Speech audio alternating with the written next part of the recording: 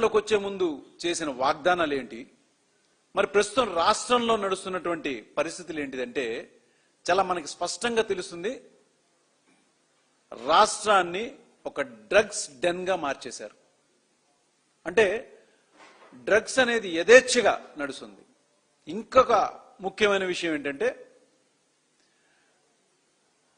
పేకాట్లకి south ఇండియాలోనే కాదు, ఈ దేశంలో ఎక్కడి నుంచైనా కూడా మన ఆంధ్ర రాష్ట్రంలోకి వచ్చి పేకాట యథేచ్ఛగా ఆడుకోవచ్చు. లైసెన్స్ పర్మిషన్ పర్ఫెక్ట్ గా ఉందని చెప్పని చాలా స్పష్టంగా జరుగుతున్నటువంటి నిన్న ఒక రైడ్ లో కూడా బయటపడింది. అంటే ఏదైతే ప్రభుత్వం చేపట్టాల్సినటువంటి కార్యక్రమాల్ని కానీ, ముఖ్యంగా ప్రజలకు కావాల్సినటువంటి అందుబాటులోకి తీసుకోవాల్సినటువంటి విద్య, వైద్యం, ఆరోగ్యానికి సంబంధించినటువంటి అన్నిటిని పక్కన పెట్టి చంద్రబాబు నాయుడు గారు చెప్పారు కదా, ఏది అధికారంలోకి వచ్చే ముందల తెలుగుదేశం పార్టీ సంపద సృష్టిస్తాం అని చెప్పని అన్నారు. ఆ సంపద సృష్టించడం ఏంటంటే ఇది ఏంటంటే డ్రగ్స్ అనేది ఎంత యథేచ్ఛగా సాగుతుందంటే, ముఖ్యంగా ఉమ్మడి విశాఖ జిల్లాలో సీనియర్ నాయకులైనటువంటి తెలుగుదేశం నాయకుల యొక్క కనుసన్నలో నడుస్తుంది. కాబట్టే ఇవాళ ఆ ఏరియాలోకి ఎక్కడా కూడా పోలీస్ వ్యవస్థ వెళ్ళడం కానీ పట్టుకోవడం కానీ జరగట్లేదు. మరి ఇంత యథేచ్ఛగా జరుగుతున్నటువంటి ఈ డ్రగ్స్ వల్ల మరి యువత భవిష్యత్ ఏం కావాలి? మరి హోమ్ మినిస్టర్ అనిత గారు ఏం చేస్తున్నారు? పోలీస్ వ్యవస్థని దేనికి వాడుతున్నారంటే మనకు తెలిసింది ఏంటంటే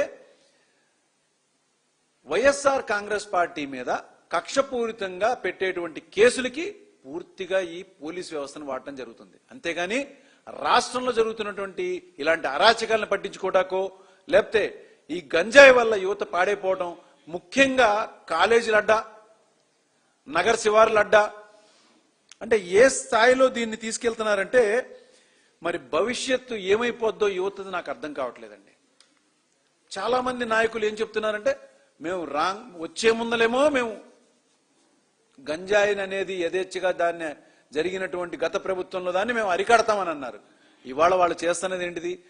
కేవలం పైన పటారం లోన లొటారం ఉన్న సామెత చెప్పినట్టుగా ఉందండి. ఏంటంటే మేము చేస్తాం, చూపిస్తాం అని చెప్పినటువంటి మాటలు చేసేసాం.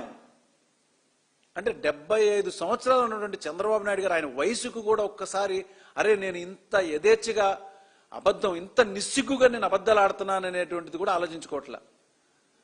డ్రగ్స్ని మేము అరకట్టేశాం. మరి అరికట్టేస్తే ఇప్పుడు జరుగుతున్నటువంటి దందాలే, మరి ఢిల్లీ నుంచి నూజివీడు రూట్గా విజయవాడలోకి వచ్చి కొరియర్ సర్వీసుల ద్వారా కూడా హోమ్ డెలివరీ అవుతున్నటువంటి మరి డ్రగ్స్ అన్ని ఎక్కడ జరుగుతున్నట్టు? ఇది అరికట్టారా? లేకపోతే మీరు వెనకుండి నడిపిస్తూ మీకున్నటువంటి పబ్లిసిటీని మీరు ఈ విధంగా చేసుకోవటం ఎంతవరకు సమంజసం అని చెప్పని మేము ప్రశ్నిస్తున్నాం. అసలు పోలీసు వ్యవస్థని మీరు ఎందుకు వాడట్లేదు? వైఎస్ఆర్ కాంగ్రెస్ పార్టీ ప్రభుత్వంలో ముఖ్యంగా డ్రగ్స్ ని అరికట్టడానికి సెబ్ అనేటువంటి స్పెషల్ ఇన్వెస్టిగేషన్ బ్యూరో అని చెప్పని ఒక ప్రత్యేకమైనటువంటి ఒక వ్యవస్థని ఏర్పాటు చేయడం జరిగింది. దాని ద్వారా ఎన్నో చోట్ల ముఖ్యంగా యువత కాలేజీల దగ్గర ఎక్కడ యథేచ్ఛగా జరుగుతుందో, విదేశాలకు సంబంధించినటువంటి కూడా కొంత డ్రగ్స్ తీసుకొచ్చి ఇక్కడ అమ్ముతున్నారని చెప్పని తెలుసు, అన్ని కూడా అరికట్టడం జరిగింది.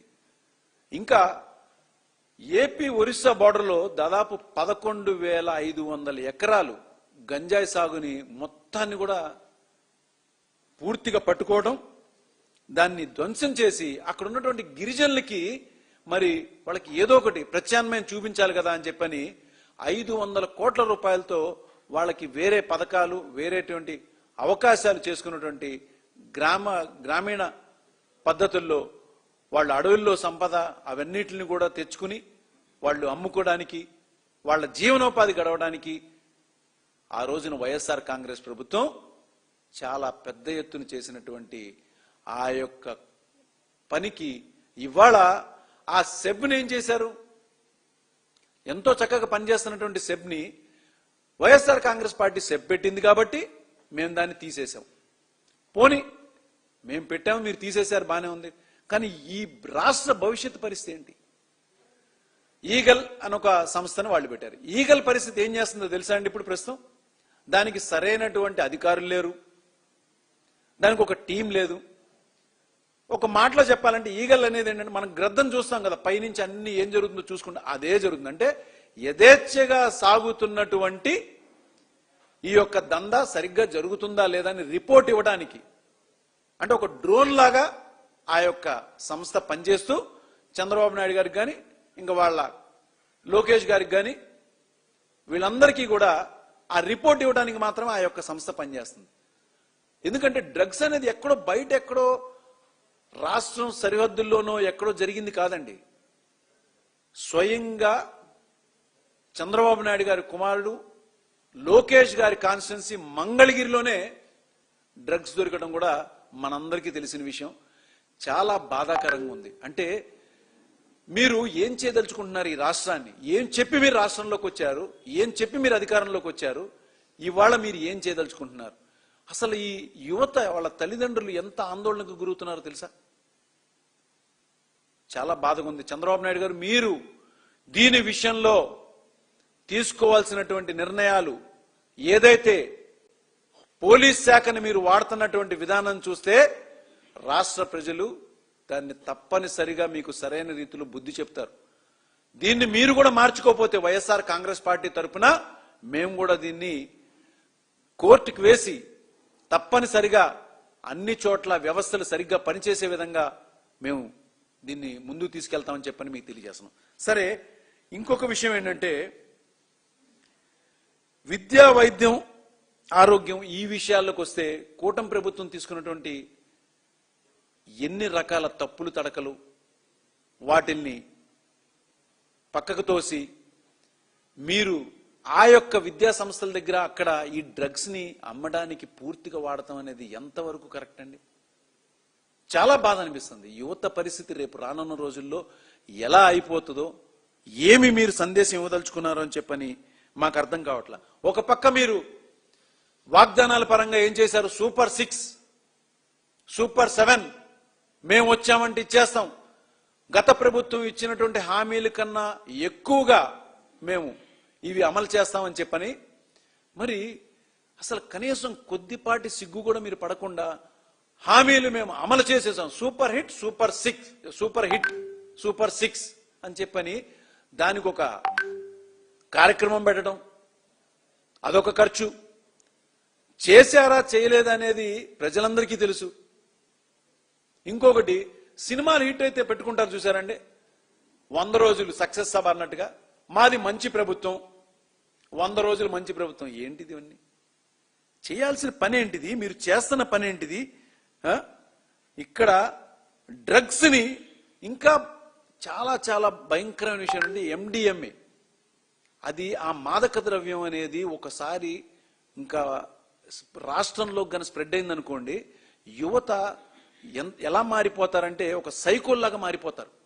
అది కన్నా తీసుకోవడం మొదలు పెడితే వాళ్ళు ఇంకా ఆడవాళ్ళని ఎట్లయినా కానీ అంటే రేప్ చేయడానికే కానీ, వాళ్ళని ఇబ్బందులు పెట్టడానికే కానీ, లేదా మర్డర్ చేయడానికే కానీ వెనకాడరు. అంత దారుణమైనటువంటి ఆ యొక్క మాదక ద్రవ్యం ఆఖరికి అది కూడా ఈ రాష్ట్రంలోకి వచ్చేసింది. ఇవన్నిటికీ ఏంటంటే మీరు ఇస్తున్నటువంటి కేవలం ప్రభుత్వం యొక్క అండదండలతోనే ఈ రాష్ట్రంలో జరుగుతుంది.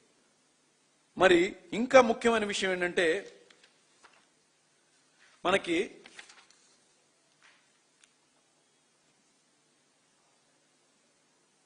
రాష్ట్రంలో ఎన్నో కేసులు నమోదవుతున్నాయి. ఏది? శ్రీకాకుళం జిల్లాలో దాదాపు 36 కేసులు, ఉమ్మడి విశాఖలో 413, ఏలూరులో 17, పశ్చిమ గోదావరిలో 10, గుంటూరులో 16, ఇట్లా అనేక చోట్ల కిలోల కొద్ది గంజాయిని పట్టుకుంటున్నారండి. కిలోల కొద్ది గంజాయి. ఎలా ఇవన్నీ అంటే, ఇది దొరికింది మాత్రం కేవలం గోరంతే, ఇంకా దొరకాల్సింది కొండంత ఉంది. ఇదొక పక్కనుంటే, రాష్ట్రంలో వైఎస్ఆర్ కాంగ్రెస్ పార్టీ గతంలో ఉన్నప్పుడు పేకాట క్లబ్బుల్ని నిషేధించింది. సంపద సృష్టిస్తాం అని చంద్రబాబు నాయుడు గారు చెప్పినట్టుగా ఆయన రాగానే ఫస్ట్ జీవో ఏమి ఇచ్చారు తెలుసా అండి?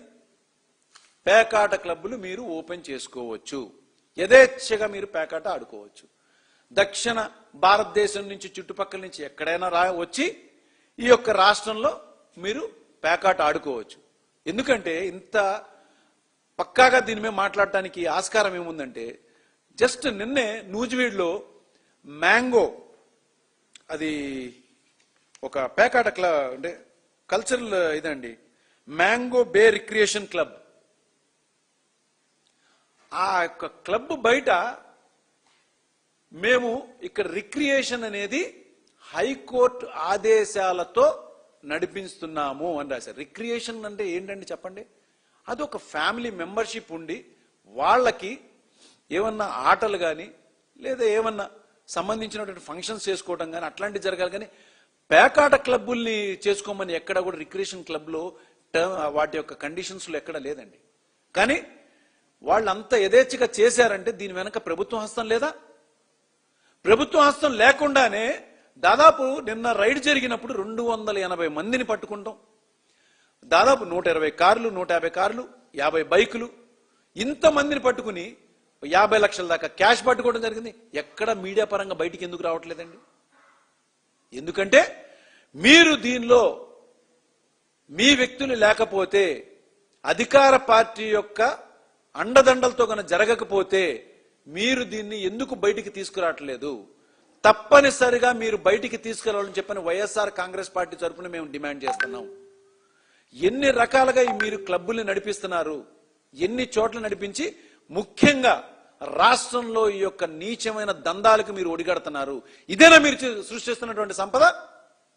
రాష్ట్రాన్ని దౌర్భాగ్య పరిస్థితులకు తీసుకెళ్లి ఎందుకు పనికి రాకుండా యువతని మటు డ్రగ్స్ కి, పెద్దవాళ్ళని ఇటు పేకాట క్లబ్బులకి చేసి ఏం చేద్దాం అనుకుంటున్నారండి చంద్రబాబు నాయుడు గారు? మీరు ఈ రాష్ట్ర భవిష్యత్తును ఏం చేద్దాం అనుకుంటున్నారు?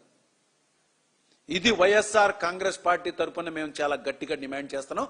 తప్పనిసరిగా ఈ యొక్క పేకాట క్లబ్బులు గన కరెక్ట్ గా పోలీసు వ్యవస్థ దీన్ని పట్టించుకుని పనిచేసే పోలీసుల్ని పక్కన పడేయటం, మీకు అనుకూలంగా ఉన్న పోలీసుల్ని రెడ్ బుక్ అమలుకి వాడుకోవడం, ఇలా చేస్తామనేది ఎంతవరకు కరెక్ట్? మీరు ఈ యొక్క వ్యవస్థని సక్రమంగా ఉపయోగించి ఈ యొక్క డ్రగ్స్ ని గాని ఈ పేకాట క్లబ్బులు గాని అరికట్టకపోతే వైఎస్ఆర్ కాంగ్రెస్ పార్టీ తరఫున తప్పనిసరిగా మేము కోర్టు ద్వారానే డైరెక్షన్స్ తీసుకొచ్చి ఆ వ్యవస్థల్ని పనిచేసే దిశగా తీసుకెళ్తామని చెప్పని మేము స్పష్టంగా తెలియజేసుకుంటున్నాం. నమస్కారం.